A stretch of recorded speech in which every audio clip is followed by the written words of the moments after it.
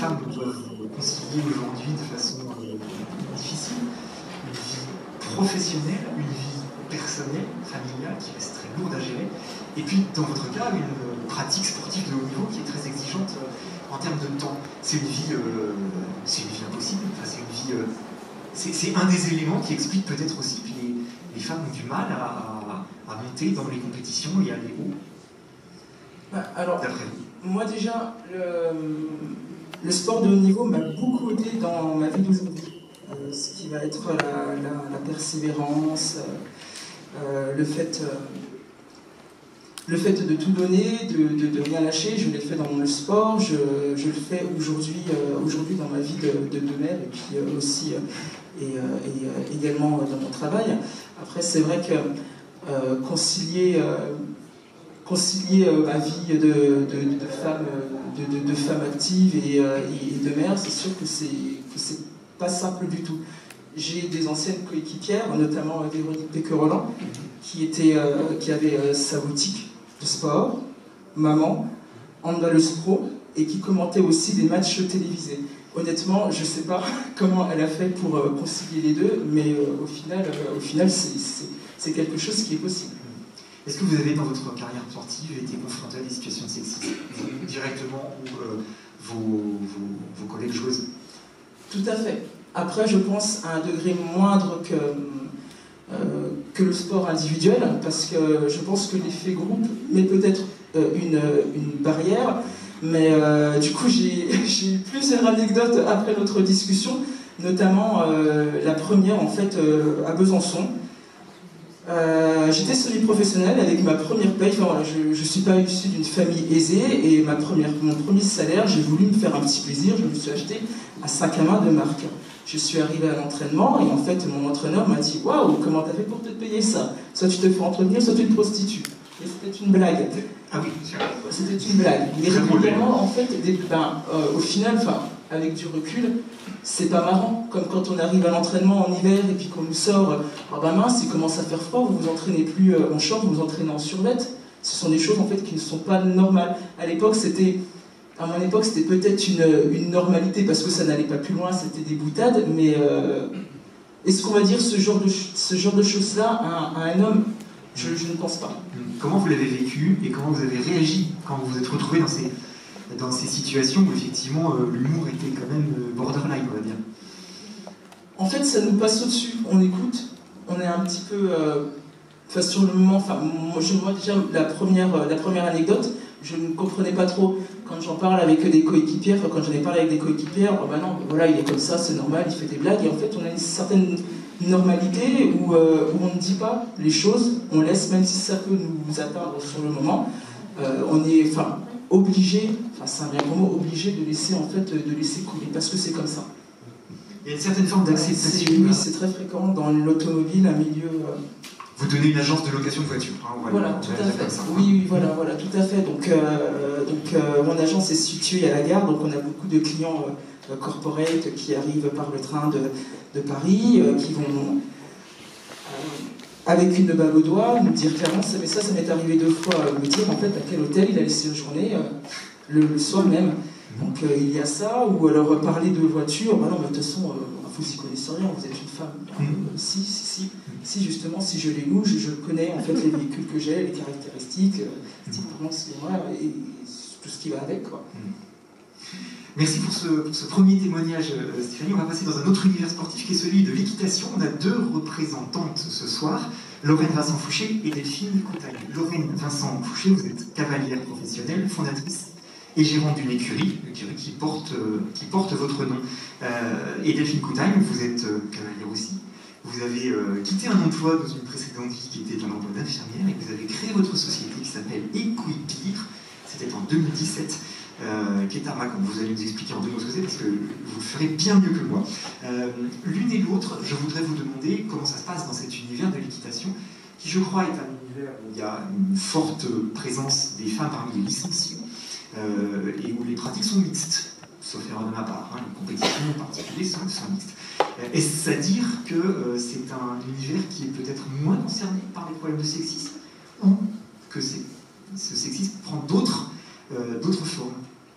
Allez-y, Lorraine. Bonsoir. Oui, donc tout à fait, l'équitation est un sport majoritairement féminin. D'ailleurs, on a souvent les clichés, l'équitation est un sport de filles, voire n'est pas un sport, hein, on l'entend aussi, parce que c'est vrai que c'est le cheval qui court. C'est ceux qui ne sont jamais montés sur un cheval qui disent ça. Oui, c'est vrai. Donc voilà, je rebondis tout de suite sur la question, le sujet du harcèlement, parce que c'est vrai qu'en ce moment même, je pense que Delphine le sait aussi, il y a énormément de communication autour de l'harcèlement, que ce soit moral ou physique. Dans la fédération, enfin, au sein de la filière équine, voilà, notamment dans les centres équestres, avec l'enseignement, etc. Des enfants qui se font harceler, donc soit par d'autres enfants, ou soit par leurs enseignants.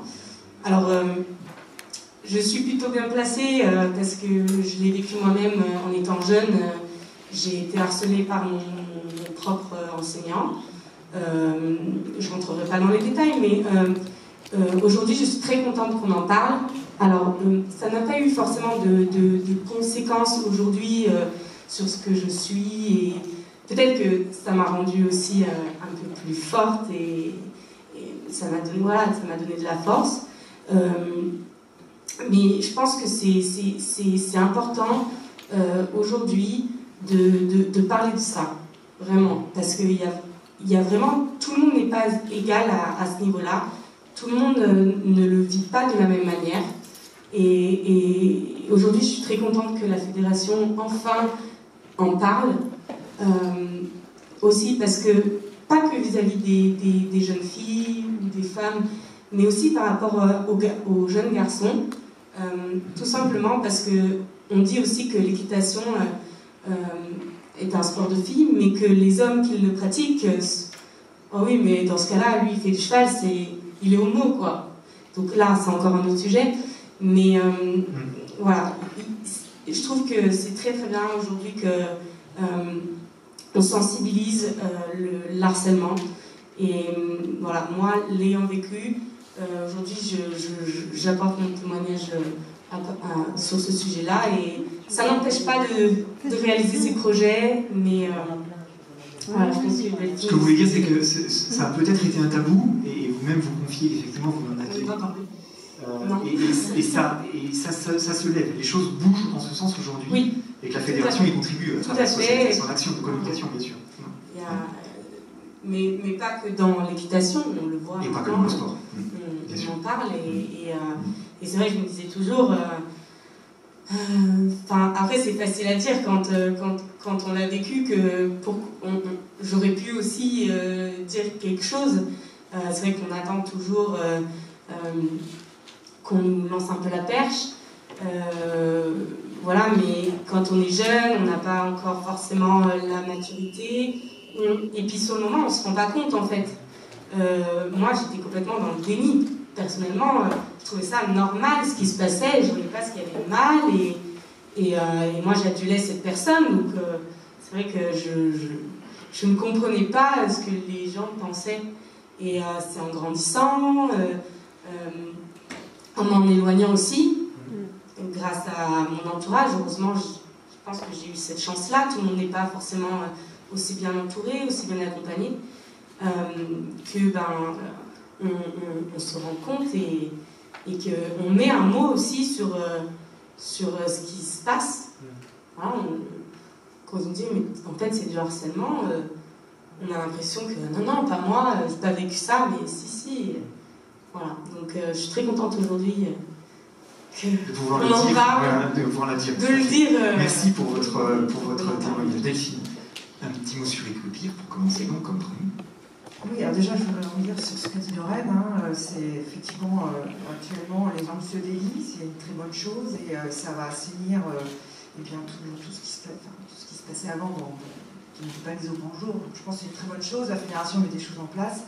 Donc ça va plutôt dans le bon sens, quoi.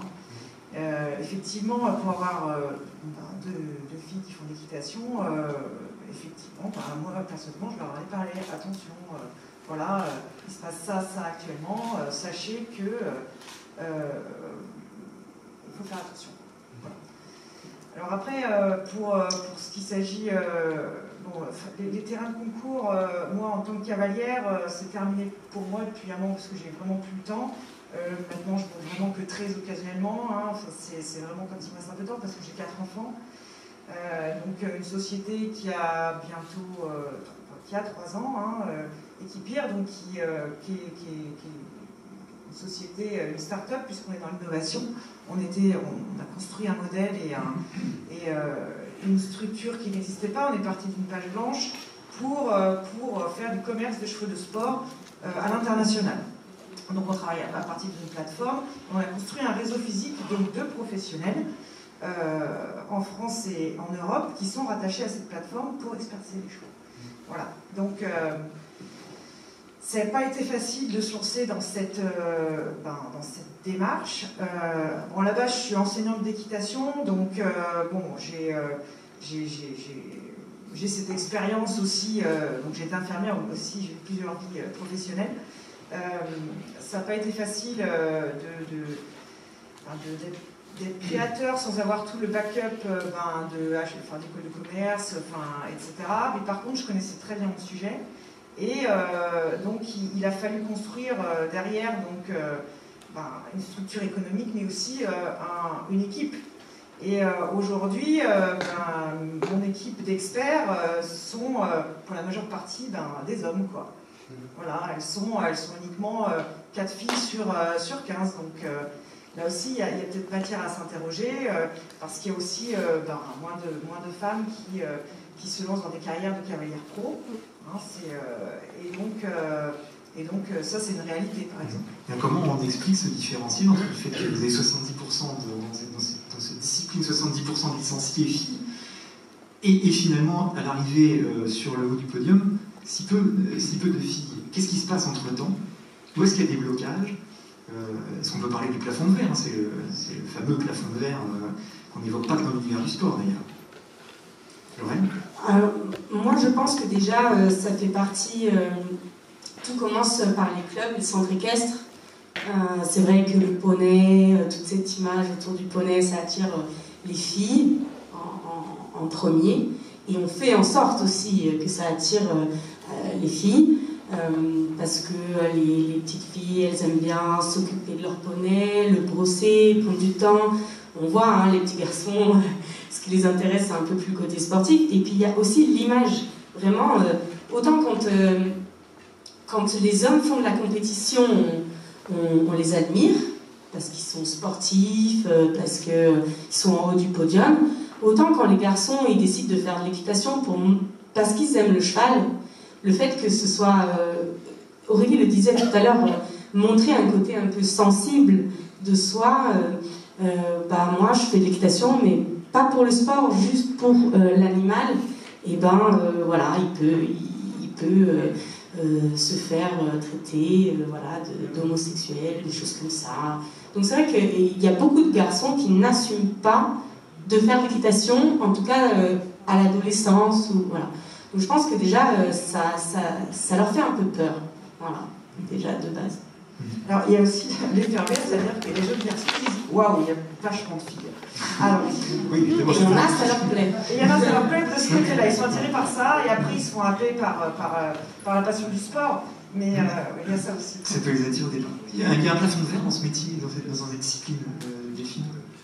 Comment on l'explique dans le métier de cavalier pro? Oui, dans cette discipline de l'équitation. Oui, il y a un plafond de verre hein, pour les femmes qui est un peu plus bas que celui des hommes, hein, puisqu'il y a la charge familiale, il y a toute on va dire la charge mentale que peut avoir une femme, que ça c'est une réalité, hein, que l'homme aura moins sur ses épaules, et ça met des freins en fait, pour aller exploser ce plafond de verre, quoi. Parce qu'en fait, qu'on soit un homme ou une femme, le plafond de verre, il faut aller l'exploser quand même. Hein. Voilà, c'est plus une affaire je veux dire, qu'il soit là ou là. Bon, effectivement, le chemin est peut-être un peu plus long, mais c'est peut-être un peu plus compliqué, mais à un moment donné, il faut y aller, quoi. Il faut mettre de la dynamite et puis il faut le percer. Hein. Voilà, il faut aller au-delà de sa zone de confort, en fait. Elle est là aussi. Le sexisme aux différences femmes dans ces univers-là. Didier Contrepoix, vous êtes le dirigeant de la société Prieur Sport. j'ai précisé que dans votre parcours personnel, vous n'étiez pas du tout dans cet univers-là au départ, vous étiez une entreprise de la métallurgie, vous connaissez donc bien cette maison, d'autant que vous avez présidé l'UIMM de Côte d'Or, ici, il n'y a pas si longtemps que ça d'ailleurs. Un mot d'abord sur Prieur Sport, parce que c'est une très belle aventure. En quelques mots. Oui, c'est une belle aventure. Prieur Sport, c'est une vieille dame qui existe depuis 1788, ancien régime quand même, une des plus vieilles entreprises françaises. Et c'est une entreprise qui s'est tournée vers l'escrime sportive en même temps que les Jeux ont été rénovés par Pierre de Coubertin. Et c'est une entreprise qui a été florissante, qui était dans une niche, certes, mais qui a été longtemps leader mondial. Et puis qui petit à petit a baissé les pavillons, mal géré, de mauvaise succession. Et c'est une entreprise que j'ai eu, je dirais pas l'opportunité, mais j'ai eu l'audace de reprendre il y a 6 ans, alors qu'elle était cliniquement morte. Mais je pratique moi-même l'escrime depuis l'âge de 6 ans. C'est toute ma vie. Les meilleurs moments de ma vie, je les ai connus à l'escrime. J'ai porté du matériel Prieur à tous les niveaux de pratique depuis cet âge-là. Et pour moi, il n'était pas acceptable que cette marque disparaisse. On précisera en un mot qu'elle est basée au Creusot quand même. Alors non, elle était, quand je l'ai reprise, basée à Mont-sur-les-Mines et j'ai été rapatriée ici en région dijonnaise il y a maintenant quelques années. D'accord, donc c'est un élément que je ne savais pas. Donc voilà, en région dijonnaise, Prieur Sport. L'escrime, c'est un domaine, c'est un secteur intéressant parce qu'il y a une histoire avec la pratique de l'escrime par les femmes. Rappelez-nous un peu cette histoire des armes qui étaient intéressées pour... C'est extraordinaire par rapport à tout ce qui s'est dit tout à l'heure, et d'ailleurs, d'une manière générale, je pense qu'on a intérêt, si on veut bien réfléchir aux points qui ont été évoqués, en particulier les tout derniers, à prendre un peu de recul historique. Et en particulier sur les dernières années. Je pense que la répartition des tâches dans les couples et tout, j'ai des enfants qui sont jeunes, qui sont en couple, qui ont eux-mêmes des enfants, mais c'est déjà fait. Enfin, je pense que c'est déjà largement fait. Je le constate en vivant avec eux, pendant les vacances, quand je vais chez eux ou quand ils viennent à la maison. Je pense que l'enjeu, il n'est plus là. Enfin, on y reviendra peut-être tout à l'heure. Alors, pour parler de l'escrime... Oui, il y aura débat, mais on ne sortira pas trop du domaine sportif non plus. Hein, oui, sinon, on passe par là. Mais pour... l'escrime et les femmes. Alors, l'escrime, c'est... je vais faire très vite, mais c'est un sport où vous avez 3 armes. C'est comme tout à l'heure pour le canoë-kayak, il y a plusieurs disciplines. Il y a 3 armes, le fleuret, qui historiquement, culturellement, était l'arme de travail. C'est-à-dire qu'on travaillait au plastron avec un maître d'armes pour répéter les gestes et obtenir la bonne gestuelle. Et c'est l'arme la plus légère, en poids. Ensuite, vous avez l'épée, qui est l'arme de duel. C'est l'arme qu'on utilisait pour, effectivement, combattre quand on avait subi un affront et qu'on voulait obtenir réparation. Et puis ensuite, le sabre. Le sabre, c'était l'arme des cavaliers. Et donc les cavaliers sur les champs de bataille utilisaient les sabres. Et donc les femmes n'étant ni soldats ni duellistes. C'est ça. Et moi, quand j'ai démarré l'escrime à 6 ans, on travaillait déjà tous ensemble, garçons et filles. Mais d'un côté, les garçons pouvaient pratiquer le fleuret, l'épée ou le sabre au choix, et les filles en revanche ne faisaient que du fleuret. Et ça a duré longtemps, puisqu'en réalité, les femmes ont commencé à obtenir l'autorisation de pratiquer l'épée il y a à peu près une petite quarantaine d'années, et la première qui est formidablement réussie dans l'épée, aux premiers Jeux Olympiques qui lui étaient ouverts, c'est Laura Flessel, que tout le monde... Devenue ministre. Et puis ensuite, la pratique a été ouverte au sabre, il y a à peu près une vingtaine d'années, et j'ai organisé ici, quand j'étais le président de la SPTT Dijon, le premier championnat du monde de sabre dame, qui était, comme on le disait tout à l'heure, un critérium. C'était pas un championnat du monde, c'était un critérium. Donc on ne délivrait pas un titre de champion du monde. C'était quand même extraordinaire, alors que tout y était dans le protocole et tout. Mais en revanche, depuis, on a fait un vrai bout de chemin. Mais c'est ça qui nous intéressait. Comment la fédération s'est emparée de cette question et on peut dire est devenue une fédération exemplaire. Très tôt dans nos statuts, la parité obligatoire. Et moi, je pense, si vous voulez, qu'on ne pourra avancer, et la loi le permet aujourd'hui, qu'à travers des organisations contraignantes. Il faut qu'on soit contraint à la parité. Et après, si vous voulez, il y a des... réaction, on a vu à travers tout ce qui a été dit tout à l'heure que c'est beaucoup dans les habitudes que les femmes ont eu une position par rapport à l'homme, mais aussi par rapport à la femme. Le sexisme d'abord, on l'a évoqué tout à l'heure sur un plan sociologique, en tout cas voilà, sur un plan juridique, il est caractérisé comment? Qu'est-ce qu'on peut en dire? Alors le sujet il est extrêmement vague, ce soir il y aura des choses à dire pendant des heures, jusqu'à demain. Le sexisme il apparaît assez tardivement. On a une notion juridique qui est dans le droit du travail, parce qu'on a souvent les sportifs de haut niveau, les sportifs professionnels. On n'a pas parlé ce soir de contrat de travail. L'année dernière, on a beaucoup parlé dans le cadre du premier congrès, Oui. justement sur les sportifs professionnels, où on a des contrats de travail. Et à ce moment-là, il y a eu une définition qui est toute récente, hein, c'est les 5 dernières années, hein, depuis 2015, où on a vraiment l'inscription au niveau du droit du travail. Donc c'est l'article N1142-2-1 Code du travail, où là le sexisme c'est vraiment des agissements qui portent atteinte, et le terme n'a pas été employé encore ce soir, à la dignité. Finalement c'est un rapport à la dignité humaine. Donc il y a cet aspect-là dans le droit du travail, mais l'envers du décor c'est qu'en pratique, il n'y a pas de sanction dans le Code du travail. L'employeur a une obligation qui est celle d'assurer la sécurité de ses salariés, donc la sécurité physique, dans le cadre par exemple, de la manutention, mais également de la sécurité au travail, qui peut être de la sécurité liée à des événements de harcèlement. Donc vous l'évoquiez tout à l'heure, par exemple, le harcèlement. Et on peut le retrouver au travail. Donc ça, le sexisme, il est apparu dans le droit du travail. On le retrouve au niveau pénal également. Alors là, ensuite, on a des notions qui sont vraiment éparses. On a l'injure à caractère sexuel. On peut avoir de la diffamation. On a parlé de la discrimination. Donc la discrimination, c'est une distinction en rapport avec le sexe, sa religion, sa politique, et également un certain nombre d'éléments. On a également différents points sur... et ces éléments-là, je reviens sur la discrimination parce que je suis en train de réfléchir à un autre point, son orientation sexuelle. Voilà le point que je voulais aborder. Donc il y a la discrimination sexuelle, mais il y a la discrimination par rapport à son orientation sexuelle. Et ça, c'est important puisque ça va dans les deux penchants, dans les deux pans, que ce soit femme ou homme d'ailleurs. Et jusqu'à récemment, voilà, sur les propos homophobes, on en a entendu parler. Aujourd'hui, sur le débat, ça tend à s'apaiser. Mais on a également d'autres débats sur le transsexualisme, par exemple. Et je reviens et je rebondis sur l'intégration dans le droit pénal de l'incrimination du sexisme. Il a été intégré dans la loi sur la liberté d'expression et d'opinion, qui est la loi de 1881. Donc pour vous dire, ça a été intégré dans une loi qui était ancienne, mais tout récemment. Et les condamnations sont assez, on va dire, légères, puisqu'il y a deux distinctions à opérer, c'est donc l'injure ou la diffamation, peu importe la caractéristique. La diffamation, c'est lorsqu'on prononce un fait envers une personne qui peut être vraie ou fausse, mais qui porte atteinte à sa dignité. Donc il y a vraiment un fait. L'injure, c'est vraiment une insulte, par exemple.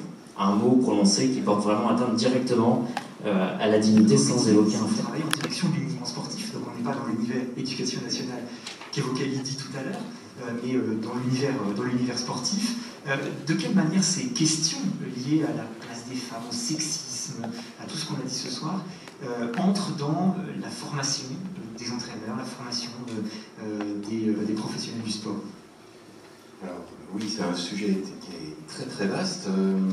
On va parler déjà de la formation des entraîneurs, des éducateurs. Il y a des interventions qui sont faites, c'est une obligation lorsqu'on monte un diplôme, un brevet professionnel, un diplôme supérieur, qu'il y ait automatiquement des heures dédiées à ces thématiques. Donc ça a été instauré. Et donc nous intervenons sur ces thématiques que sont donc, la violence, l'égal accès, etc. Ça, le dopage. Nous intervenons, c'est vous par exemple qui intervenez sur ces questions-là. Voilà, j'interviens un petit peu sur toute la région. J'essaie de me faire aider parce que la région est plus grande. Ça, c'est une obligation quand on monte une formation pour qu'elle soit agréée, qu'on puisse la monter. Voilà. Après, le lien direct, je dirais, entre le mouvement sportif et les services déconcentrés de l'État, c'est si vous avez une affaire, par exemple, si un enfant est pas bien ou si un président de club découvre quelque chose ou un entraîneur, qui que ce soit, c'est de déclarer ces faits à la direction départementale où vous êtes. Et à ce moment-là, il y aura une enquête administrative qui sera mise en place pour pouvoir estimer si oui ou non il y a effectivement des faits. Voilà. Donc ils servent de relais et après la justice prendra le relais suivant ce qui a été décidé. Comment avez-vous le sentiment que sont reçues ces formations auprès des jeunes sportifs et des futurs entraîneurs, futurs techniciens du sport? On retombe un petit peu sur les préjugés, ou on retombe un peu quand même sur les préjugés. C'est-à-dire que quand les gens sont en formation, ils viennent pour apprendre leur discipline et la physiologie. Tout ce qui est dopage, violence, incivilité, égal accès, homme-femme, toutes ces thématiques-là, ça ne les intéresse pas trop. Donc il faut arriver à être dynamique et puis à trouver une porte d'entrée qui puisse les intéresser. Vous avez le sentiment que les choses bougent, les choses évoluent? On a parlé tout à l'heure des évolutions, des réglementations, des éléments qui commencent à rentrer dans la loi. Est-ce que les choses évoluent dans le bon sens, et de quelle manière l'État d'ailleurs, puisque vous êtes un des services de l'État, contribue à cela? Ça évolue. On a vu avec la divulgation là, des faits, ça vient de la volonté de notre ministre qui a souhaité mettre l'accent justement sur ces violences sexuelles dans le sport. Donc pour permettre à des gens, à des personnes qui ont subi ou qui subissent, de pouvoir parler librement et en toute sécurité et d'être accompagnés. Donc ça a permis vraiment de libérer la parole. Donc ça c'est vraiment très très bien. Il y a une future loi qui va être proposée au printemps. Les lois sont toilettées au bout de X années, avec des thématiques qui vont être justement bien centrées sur ce thème. Ce qu'il faut parler également, on parle de l'égalité, par exemple. Les Jeux Olympiques, les athlètes avaient une prime lorsqu'ils avaient des médailles. Et depuis 2012, il y a l'égalité entre hommes et femmes sur ces primes, déversées par l'État. Voilà. Il y a une obligation également auprès des fédérations, imposée par l'État, de proposer un plan, c'est ce que disait un peu Laetitia Martinez avec le conseil régional, qui impose aux associations d'avoir un plan de féminisation. Ce plan de féminisation a été mis en 2014 par l'État, et c'est une obligation. Si la fédération veut obtenir des subventions, elle doit avoir dans son contrat d'objectif, discuté entre l'entraîneur, le DTN, dont on a parlé tout à l'heure, et le ministère. Donc dans le contrat d'objectif, il faut ce plan de féminisation. Voilà, c'est toutes des avancées qui font qu'on essaie tranquillement d'avoir... Pas à pas. Pas à pas, oui. Sur une période relativement récente, vous parlez des années 2012-2014. 2014, avec la loi dont tu as parlé également sur l'égalité homme-femme, il faut savoir que dans les instances dirigeantes, on est passé de 26% à 35% de représentation féminine dans les instances dirigeantes. C'est pas parfait, bien sûr, et il faut toujours, c'est ce qui ressort, il faut aller au-delà pour pouvoir visage. Vous direz si vous préférez le ou la, mais voilà, ça me tient à cœur. Dans la formation des profs de PS, cette question est présente, les questions de mixité, d'égalité, depuis le début. Et effectivement, le PS a évolué vers une pratique mixte et une pratique qui met tout le monde au même niveau. Encore que je questionne les barèmes différenciés dans les sports de performance. Donc, quand j'explique à mes étudiants en sauvetage aquatique qu'ils auront exactement le même barème pour le temps qu'ils mettront à aller sauver une victime, ça leur semble complètement logique. Je me dis, voilà, quand vous soyez un homme ou une femme, il y a quelqu'un qui se noie, on s'en fout, quoi. Vous allez le chercher et puis vous le ramenez le plus vite possible. Donc ça leur semble complètement... Donc il faut qu'on travaille encore aussi sur justement cette égalité, cette équité, jusqu'où on peut aller. Et l'UNSS est une fédération exemplaire de ce point de vue-là qui met en place justement la pratique mixte. C'est-à-dire que l'UNSS propose des compétitions par équipe qui forcément doivent présenter des filles et des garçons à la compétition. Donc il y a de ce point de vue-là, en EPS et son pendant fédéral, l'UNSS, effectivement une formation des esprits, voilà, pour aussi le respect de l'autre et le traitement de l'autre comme son égal. Moi, personnellement, en tant que sociologue, ça fait des années que je porte une unité d'enseignement sur le genre, en STAPS, à Besançon, en licence 2. C'est le seul moment où ils entendent quand même parler vraiment de ça dans leur formation, sauf s'ils vont en filière éducation-motricité, où là, effectivement, ils auront à nouveau pour devenir prof de PS, hein, ils auront à nouveau des questions sur le genre. Mais quand ils vont en entraînement sportif, par exemple, ça disparaît complètement, ces questions-là. Quand ils vont au management du sport, ça disparaît complètement. Donc on a encore des efforts à faire de ce point de vue-là. Déjà. Merci.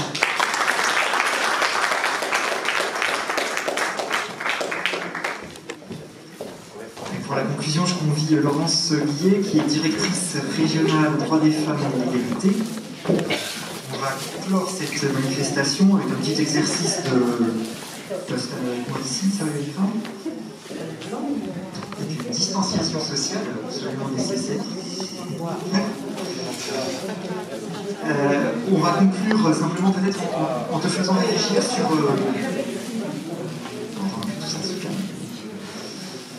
En te faisant réagir sur tout ce qui a été dit ce soir. On aurait pu aller plus loin dans les témoignages, les exemples, il y avait beaucoup de monde, on aurait pu en parler encore toute la nuit. Est-ce qu'il y a des mots-clés, des idées, des témoignages qui t'ont particulièrement marqué dans les échanges de ce soir? Première question très ouverte. J'ai noté effectivement. Alors, en fait, je vais expliquer ce que je fais parce que c'est un service déconcentré de l'État qui n'est pas forcément connu de tout le monde et qui est organisé sur le territoire en fait. Donc la Direction régionale droits des femmes et à l'égalité femmes-hommes, nous sommes le réseau déconcentré donc, de la ministre déléguée chargée de l'égalité entre les femmes et les hommes, de la diversité et de l'égalité des chances. Voilà. Et donc c'est un réseau implanté dans chaque région avec donc une équipe régionale et puis des délégués dans les départements. Donc ils sont en fait, on a l'habitude de les appeler les plaques tournantes parce que c'est un petit peu ça dans leur département, dans leur territoire, sur la question de l'égalité entre les femmes et les hommes. Voilà. Et dans nos champs de compétences, qui est éminemment transversal, il y a la question des violences faites aux femmes. J'y reviendrai un petit peu tout à l'heure parce qu'on a parlé du sexisme.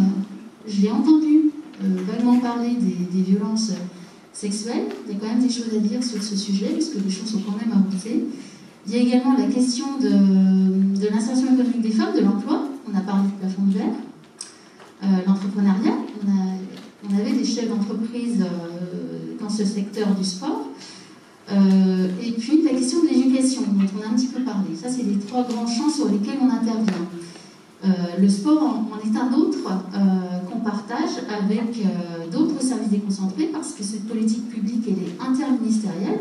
Donc c'est via une mobilisation de l'ensemble des services de l'État sur le sujet, c'est important de le rappeler, parce que c'est en agissant justement ensemble, et pas que l'État d'ailleurs, hein, les collectivités, les associations, tout le monde est concerné par ce sujet parce qu'elle impacte cette question d'égalité, autant les femmes que les hommes. On parle beaucoup des femmes ce soir. J'aimerais aussi qu'on parle de la place des hommes. Par exemple, on a parlé des tâches ménagères, mais la place du papa dans le foyer, les choses évoluent sur ces questions-là. La place qu'on peut leur laisser aussi aux hommes sur ces questions-là, parce qu'on ne pourra avancer qu'ensemble sur ce sujet. Je pense que c'était important de le dire quand même, ne serait-ce que pour les messieurs qui sont là, qui pour certains ont fait des mous pendant certaines interventions. Je pense que c'est vraiment un sujet de société. On est tous d'accord là-dessus, mais ce sujet, que ce soit dans le port ou sur un autre sujet, on ne peut que le traiter ensemble. Voilà, c'était juste un petit rappel.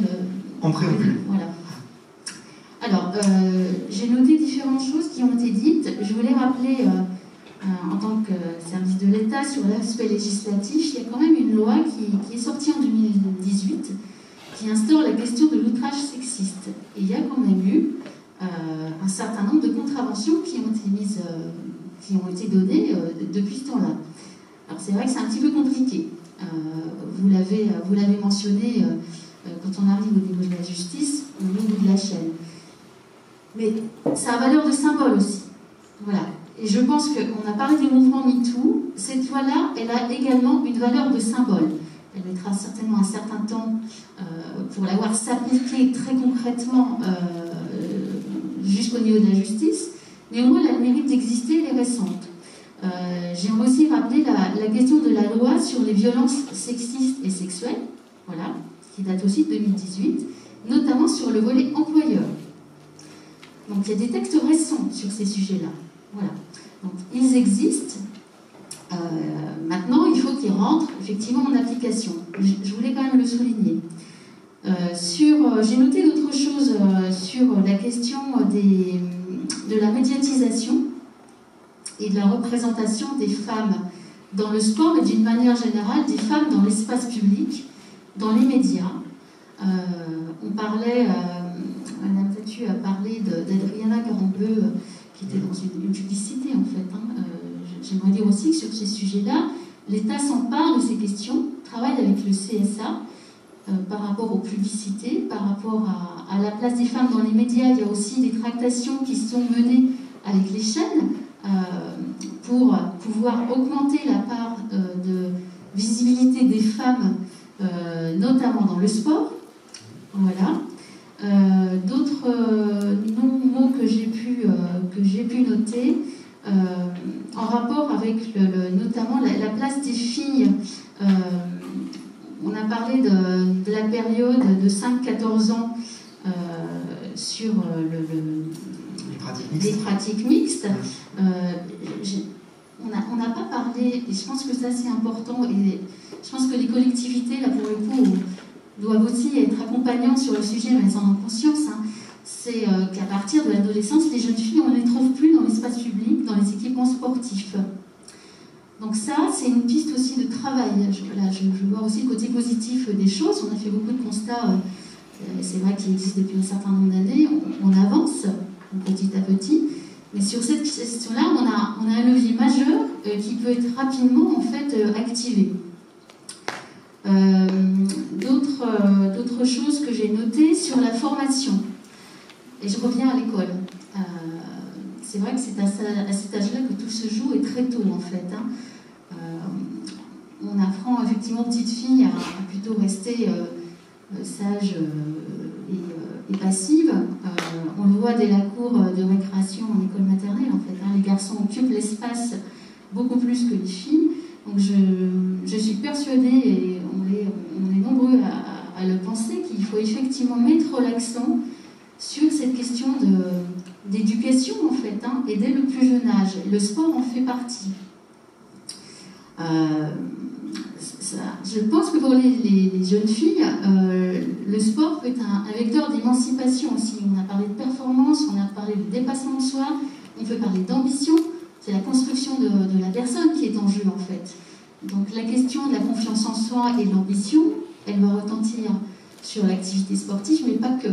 Ça construit l'intégralité de la personne. Donc ça va aussi agir sur, par exemple, quand on est à l'adolescence, sur les choix d'orientation, et l'interaction entre filles et garçons, elle se fait aussi sur la question du respect. On a entendu ce mot-là tout à l'heure, la question du respect entre les femmes et les hommes.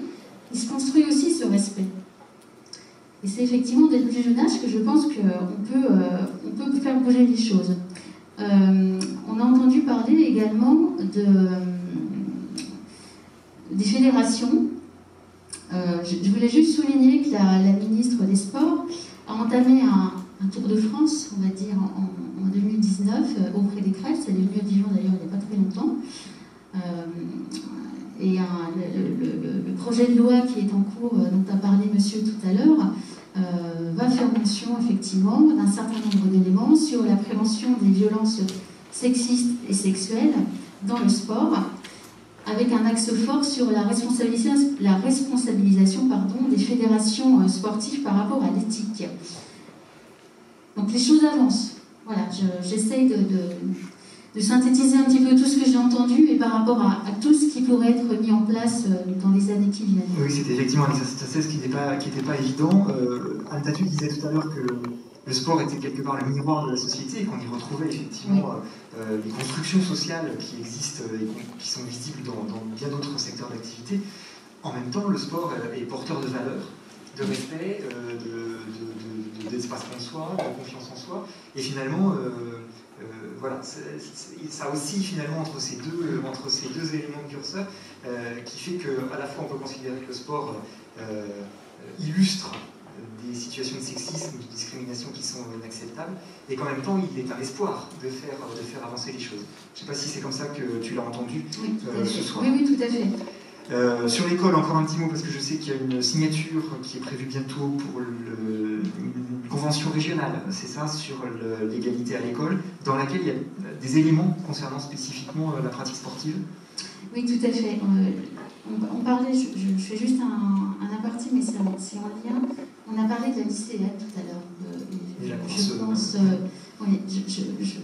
Je pense, parce qu'on finance aussi cette opération au niveau régional. On a parlé de rôle modèle. Pour le coup, on est bien sur ce schéma-là. Il faut aussi donner à voir aux jeunes filles qu'on peut aussi s'épanouir et avancer par rapport au sport. Et on peut aussi construire son estime de soi par rapport à ce dépassement dont on a parlé. Alors, je pense que c'est aussi important, même si effectivement on pourrait estimer que c'est stéréotypé, à un moment donné, de donner à voir à des jeunes filles des rôles modèles de femmes. Alors ça valable dans le sport comme dans d'autres secteurs, hein, qui ont avancé, qui ont construit un parcours, qui ont réussi, et c'est pas, c'est pas péjoratif, c'est pas connoté de dire que les femmes réussissent aussi. Je crois qu'à un moment il faut le dire. L'ambition c'est pas négatif. On est bien sur ces questions de stéréotypes. Alors j'en reviens à la convention régionale. Donc le 1er octobre. Nous allons signer, donc service de l'État plus le Conseil régional de Bourgogne-Franche-Comté et d'autres acteurs après, une nouvelle convention pour l'égalité à l'école.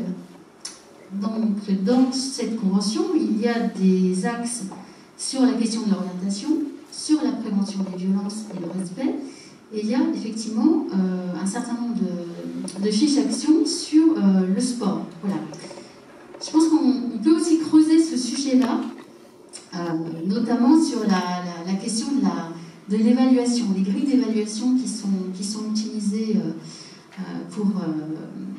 dans le sport en fait à l'école. Il y a également il n'y a pas que la question de la grille d'évaluation, il y a aussi la question du choix des activités qu'on peut élargir au niveau des établissements scolaires. Donc cette question-là, qui est très ciblée en fait dans cette convention régionale, peut élargir le champ d'horizon en fait sur cette question de la place des filles et du sport à l'école. Et on a bien compris que ce soir, effectivement, l'école avait un rôle majeur à jouer, notamment parce qu'elle contribue à construire les images auprès des plus petits. Voilà. Et donc,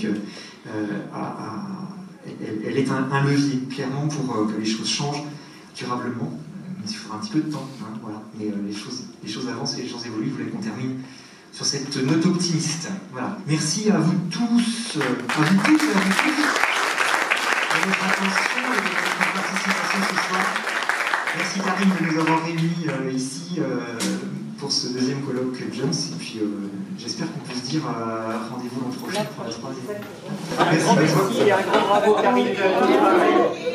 Allez, voilà. Jean, bravo et merci. Bravo. Bravo. À la prochaine.